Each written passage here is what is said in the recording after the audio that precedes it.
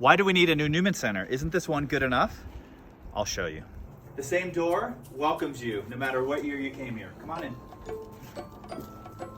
At the Newman Center, we have dozens of Bible studies being led by missionaries and students in one room. And so sorry, they're doing this is one Bible study room, which is great. It also doubles as the storage area if you need something for the kitchen.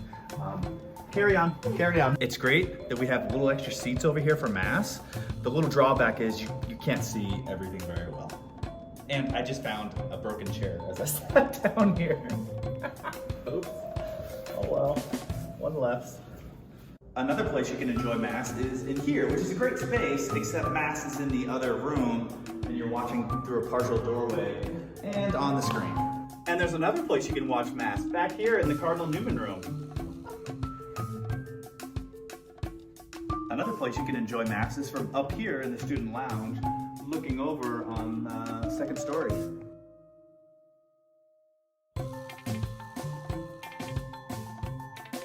And because this area is set up for Mass, people can't come and enjoy a social area to gather. Most of the staff here currently share an office, which is really convenient if you want to find people because they're like together, but hard if you want to have a private conversation. Right now we have one office for a priest, but we really want to have a second priest at the Newman Center, so we'll put him somewhere out there. Or not. So I haven't contacted Guinness World Records specifically, but we have to be on the list for like the world's smallest the world's smallest sacristy. Yeah, you know, if you want to go to confession, you come on here to our garage confessional where it's a nice, cool 40 degrees right now. We have made as many changes as we could. This used to be one big room and we turned it into two so that we could have an office and have a waiting area and a way to get to the garage. And while you're waiting for confession, sometimes you get lucky and have company by somebody making copies. There's little things too, like having enough storage space, but luckily we've got closets here at the Newman Center where we can, yeah, I'm gonna call Guinness about that one too. The Newman Center is not handicap accessible, so if you're in a wheelchair, you've never seen upstairs. And if you're a guy and you need to use the restroom, you gotta go upstairs somehow too. The ladies' restroom is on the first floor, but unfortunately is not wheelchair accessible.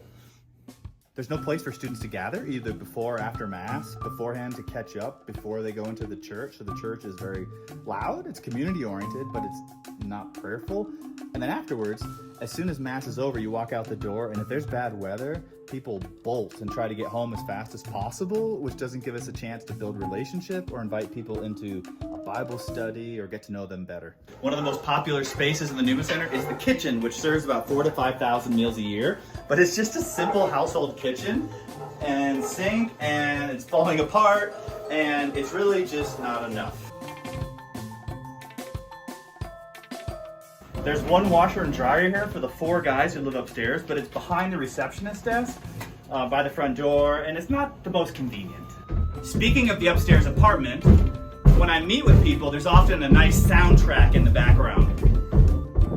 One of the biggest problems we have that we don't even know about is students don't know where the Newman Center is because they can't find the church. Even my first day here in Flagstaff, I parked down the street, I wandered around, and like a lot of other people, a lot of students end up at the blue campus ministry building. They think, oh, that's the building behind the library, because they don't know, because we don't look like a church. This is the beloved chapel where students love to come and pray quietly. Aside from the conversations they pick up on outside the door because it's not soundproof. Kind of a more serious one is this whole building is an activity center. It's not a church.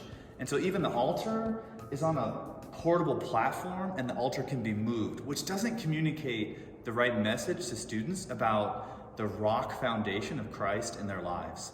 These are some of the problems as to why we need a new Newman Center. I mean, the Newman Center has done some beautiful things with its limited resources over the years. People have a lot of fond memories. But now there are 4 times as many students on campus than when this place was built, that things have grown and changed.